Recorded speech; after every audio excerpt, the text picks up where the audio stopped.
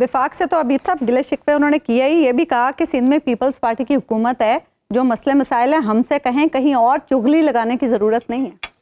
उसकी वजह कुछ अर्सा पहले चीफ ऑफ आर्मी स्टाफ से कुछ बिजनेसमैन ने मुलाकात की थी कराची में भी, और उनके सामने कुछ गिले शिकवे रखे जो अखबारात में छपे भी जी।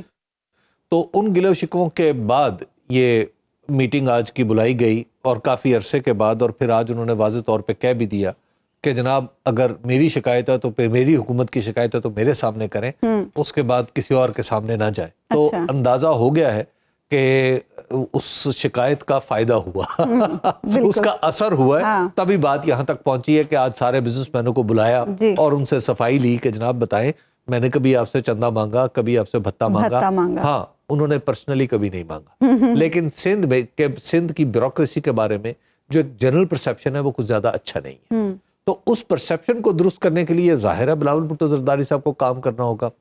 दूसरी बात जो अभी उन्होंने वफाकी हुकूमत के बारे में फरमाई जी, उसकी हैसियत जो है वो इस तरह की नहीं है कि उसको ये समझा जाए कि जनाब वो हुकूमत से कोई अलग हो रहे हैं और हुकूमत पर उन्होंने बदएतमादी का इजहार कर दिया। ऐसा बिल्कुल नहीं है। उसकी वजह यह है कि बिलावल भुट्टो जरदारी साहब के बस में ये नहीं है कि वो हुकूमत से अलग हो सके। महज लफ्ज़ी है, जब वो कह रहे हैं एतमाद उठ। और एक जगह तकरीर में उन्होंने कहा कि ये तो ऐसी चीज है, वो जो इलेक्ट्रिक व्हीकल्स के बारे में उन्होंने कहा कि ये पॉलिसी तो अच्छी बनाई है वफाकी हुकूमत ने, तो गोया तारीफ भी कर दी, तनकीद को जरा हाईलाइट कर दिया।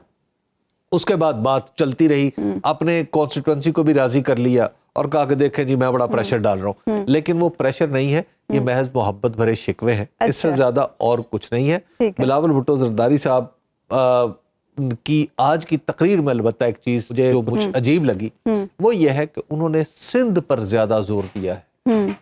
वो एक नेशनल सतह के लीडर है और उनका दावा है कि वो एक नेशनल सतह के लीडर है, लाहौर से वो इलेक्शन भी लड़ चुके हैं, उन्हें इस तरह की कुछ बातों से गुरेज करना। नाज़रीन, पीका तरमीमी बिल के हवाले से हम गुफ्तगू करेंगे। प्रोग्राम में हमें ज्वाइन करें माहिर कानून साद रसूल। साद, ये जो अब तरमीमी बिल आया है, इसमें जो गैर कानूनी मवाद की तारीफ की गई है, अगर हम उससे मद्देनजर रखें तो कौन कौन इसकी जद में आ सकता है? बहुत शुक्रिया। मैं इसमें उस्मा ये गुजारिश करूं कि सबसे पहले तो हमें इस कानून की बेसिस के ऊपर 2-3 बुनियादी सवाल करने चाहिए इसकी शिकों पे बात करने से पहले जी।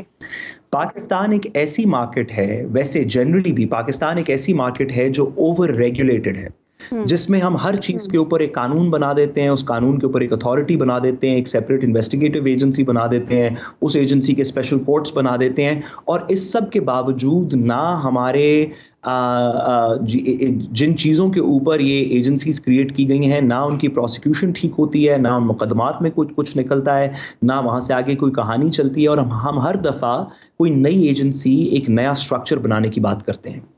सारी दुनिया के अंदर इस तरह के स्ट्रक्चर्स मौजूद नहीं है, क्योंकि उन्होंने अपना बुनियादी कानून, जिस वजह से आप ये पीका की तरमीम ये वाली करना चाहते हैं, वो बुनियादी कानून है डेफेमेशन का, कि आप कोई ऐसी बात ना करें जिससे या किसी की दिल आज़ारी हो या किसी के ऊपर कोई इस तरह का इल्ज़ाम लगे। क्योंकि बाकी जितने कवानीन हैं कि कोई शख्स पाकिस्तान की रियासत के खिलाफ बात नहीं कर सकता या अदालत के खिलाफ बात नहीं कर सकता, इनके तो अपने अपने मुतल्लिका कवानीन मौजूद हैं। कंटेम्प्ट ऑफ कोर्ट का कानून भी मौजूद है, सेडिशन का कानून भी मौजूद है, आर्मी एक्ट भी मौजूद है।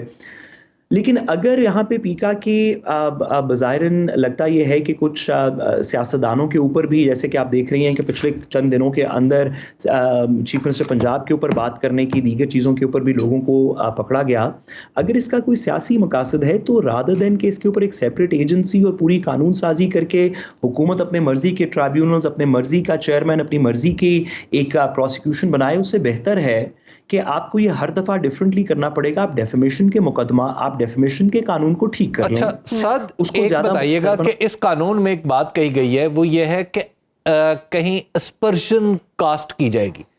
एक तो अस्पर्शन की तारीफ बता दीजिए कि अस्पर्शन कास्ट करने का क्या मतलब है। मिसाल के तौर पे अगर मैं ये कहूँ कि कोई जज साहब घुड़सवारी के शौकीन हैं, तो क्या इससे अस्पर्शन कास्ट हो रही है? नंबर 1।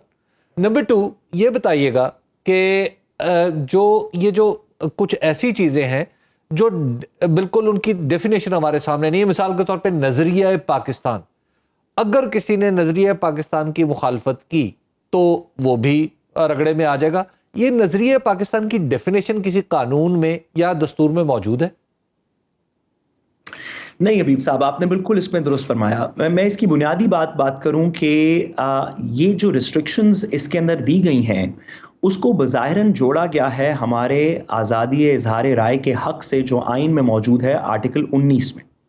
آرٹیکل 19 کے اندر پاکستان کی فریڈم آف سپیچ کے آرٹیکل کے اندر آلریڈی یہ بات لکھی ہوئی ہے کہ آپ integrity of Pakistan, defence of Pakistan, contempt of court, foreign relations کی کچھ محدود بندشوں کے اندر رہتے ہوئے آپ ان چیزوں کے اندر بات نہیں کریں گے، باقی آپ تمام چیزوں پہ بات کر سکتے ہیں. اس کے بعد کسی قانون کے اندر ان چیزوں کی ڈیفینیشن نہیں ہے. فار ایگزامپل اگر آپ کہیں کہ کنٹیمپٹ آف کورٹ کی آپ نے ڈیفینیشن دیکھنی ہو تو آپ کو اس کے متعلقہ قانون کے اندر جانا پڑتا ہے یا جورسپروڈنس میں جانا پڑتا ہے. انٹیگریٹی آف پاکستان کے لیے کوئی قانون موجود نہیں ہے، آپ کو جورسپروڈنس میں عدالتوں کے مرہون منت ہونا پڑے گا. لیکن حبیب صاحب اس سے بھی اگر تھوڑا سا زیادہ آگے بات چلائیں، یہ ہمارا ایک ایسا قانون ہے جس کے اندر فیک نیوز کا بھی تذکرہ کیا گیا ہے. میں آپ کو بتاؤں کہ یونائٹڈ نیشنز کا اب سے پچھلے 2-4 سال کے اندر مختلف باڈیز بیٹھیں جنہوں نے سوشل میڈیا کی ریگولیشن کے اوپر مختلف پیپرز لکھے، اور انگلینڈ کے اندر اس کے اندر کچھ امپلیمنٹیشن بھی ہوئی جہاں پہ یہ بات واضح کی گئی کہ فیک نیوز کوئی لفظ نہیں ہے. فیک نیوز تو ڈونلڈ ٹرمپ صاحب کے الیکشن ہارنے کے بعد ایک اصطلاح تھی جو انہوں نے استعمال کرنی شروع کی. جو ڈیفائنڈ ٹرمز قانون کے اندر، انٹرنیشنل قانون میں ہیں، وہ ہے مس انفارمیشن اور ڈس انفارمیشن. بالکل مس انفارمیشن اور ڈس انفارمیشن دونوں کی متعلقہ ڈیفینیشنز انگلینڈ نے اپنے قانون کے اندر دیں یونائٹڈ نیشنز کے بتائے ہوئے پیراہوں کے اندر. ہمارے اس قانون کے اندر اس طرح کی ڈیفینیشنز موجود نہیں ہیں.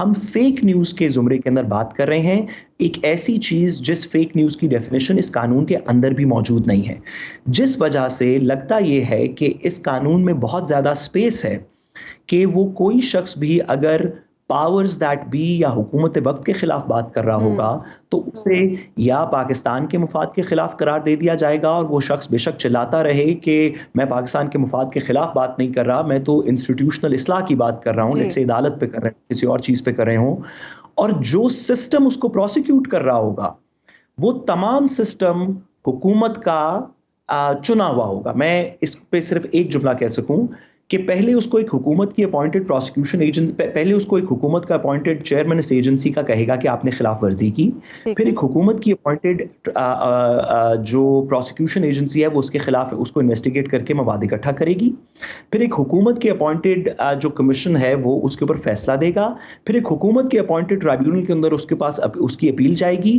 اور اپیل سے بھی ہائی کورٹ میں رٹ نہیں لائی کرے گی، اپیل سے بھی کیونکہ آرٹیکل 19 کا فریڈم آف سپیچ کا مقدمہ ہے تو سپریم کورٹ آئینی بینچ کے سامنے، حکومت کے اپوائنٹڈ آئینی بینچ کے سامنے ایک اپیل جائے گی.